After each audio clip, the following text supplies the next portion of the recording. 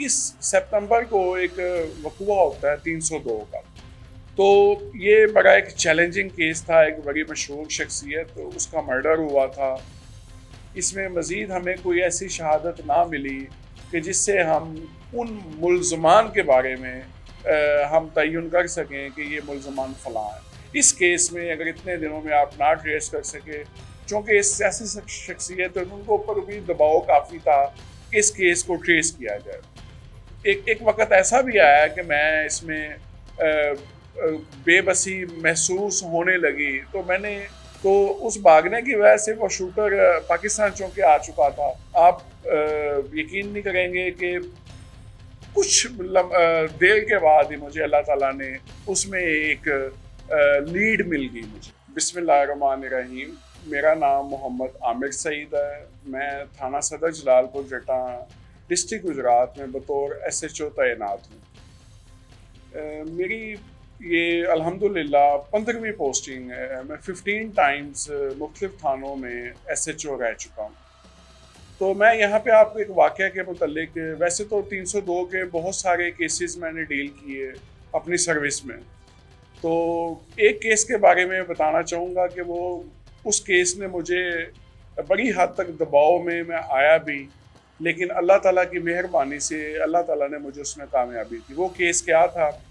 वो ये केस था कि पिछले साल मैं थाना दौलत नगर डिस्ट्रिक्ट गुजरात में तैनात था, तो बतौर SHO 15 अगस्त को मेरी वहाँ पे पोस्टिंग होती है।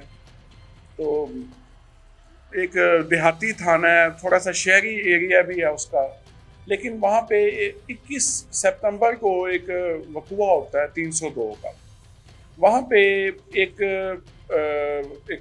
मशहूर शख्सियत इलियास भट्ट, जो एक मकामी सियासी पार्टी से ताल्लुक़ रखते थे और अच्छा उनका वहाँ पे असर और रसूख था, वो अपनी गाड़ी में, होंडा गाड़ी में आते हैं, उस गांव मेसम में से क्रॉस करते हैं अपने गांव बकरे वाले जाने के लिए। तो तकरीबन 7-8 बजे के करीब तो मोटरसाइकिल पे नामालूम मुलज़म आते हैं और उनके ऊपर वो फायरिंग करते हैं। फायरिंग के नतीजे में वो बड़े शदीद ज़ख्मी हो जाते हैं। वो अकेले होते हैं उस गाड़ी में और वो मोटरसाइकिल सवार वहाँ से फ़रार हो जाते हैं। ये इनको वहाँ से हॉस्पिटल शिफ्ट किया जाता है, अजीज़ भट्टी हॉस्पिटल है डिस्ट्रिक्ट गुजरात में, वहाँ पे शिफ्ट किया जाता है। तो दौराने शिफ्टिंग ही इनकी रास्ते में ही इनकी डेथ हो जाती है।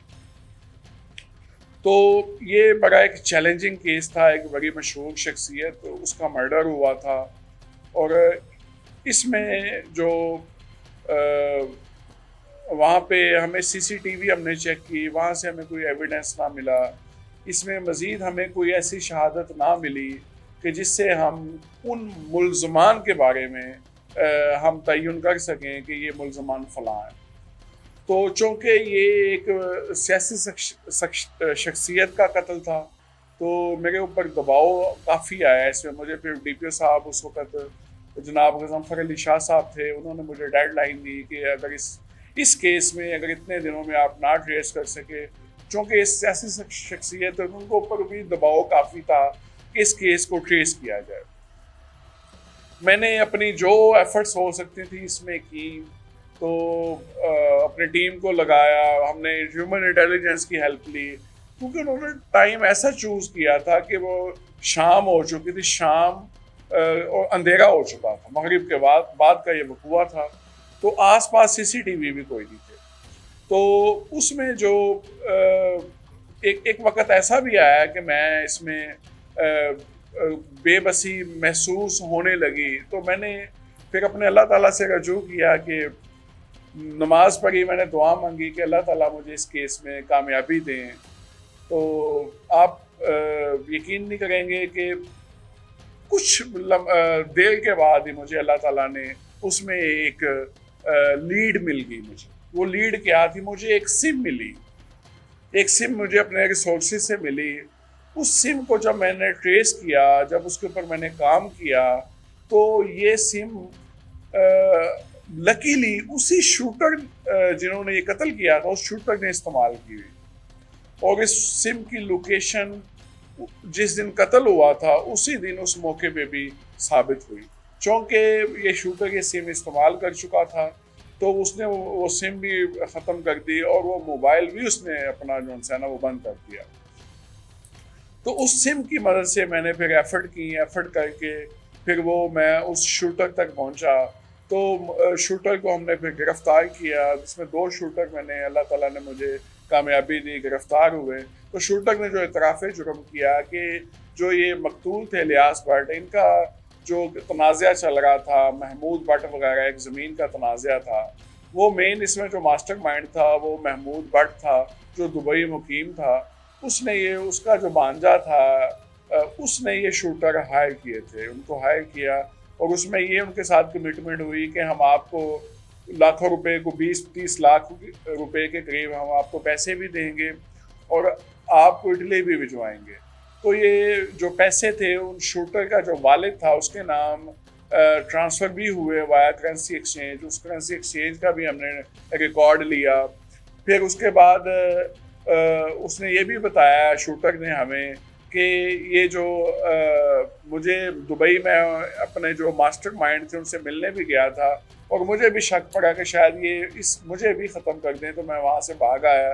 تو اس بھاگنے کی وجہ سے وہ شوٹر پاکستان چونکہ آ چکا تھا تو ہمیں وہ شوٹر مل گیا. شوٹر سے پھر آگے اس نے اقبال جرم کیا، اس سے ہم نے آلہ قتل برآمد کیا، اس سے ہم نے وہ سم اور وہ جو موبائل تھے وہ برآمد کیے. اس کے بعد وہ موٹر سائیکل جو استعمال کیا تھا وہ برآمد کیا.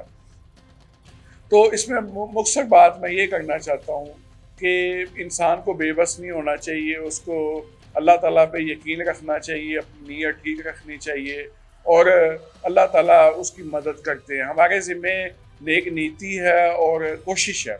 جب نیک نیتی اور کوشش مل جاتے ہیں تو اللہ تعالیٰ کامیابی دے دیتا ہے. اور سوسائٹی کے لیے میرا یہ میسیج ہے کہ قتل سے بڑا جرم کوئی نہیں ہے اس پورے عرض پہ. تو جو قتل ہو جاتا ہے اس کی بھی فیملی ڈسٹرب ہو جاتی ہے اور جس نے قتل کیا ہوتا ہے وہ قانون سے بھاگ نہیں سکتا. وہ ایک نہ ایک دن کٹہرے میں آتا ہے اور اس کو اس قتل کا جواب دینا پڑتا ہے. اور وہ فیملی بھی جو اب آج وہ اس میں جو شوٹر ہیں وہ چالان ہو چکے ہیں، اس میں جو ماسٹر مائنڈ ہے وہ اس میں اشتہاری ہو چکا ہے، اس کو آنا پڑے گا، قانون کے سامنے پیش ہونا پڑے گا اور اس کو اپنی جو اس نے جرم کیا اور کروایا ہے اس کی اس نے اپنی جواب دہی دینی پڑے گی. اس لیے سوسائٹی سے یہی گزارش ہے کہ جذبات میں نہ آئیں، کسی کو قتل نہ کریں، کسی ناحق کو قتل نہ کریں. کسی کو قتل کرنے کا کسی کے پاس کوئی اختیار نہیں ہے. جو معاملات ہیں وہ قانون کے ذریعے نپٹیں اور اپنے معاملات بذریعہ قانون ہی حل کریں اور جو محکمے ہیں، ادارے ہیں، ان کے ساتھ تعاون کریں. بہت شکریہ. Thank you.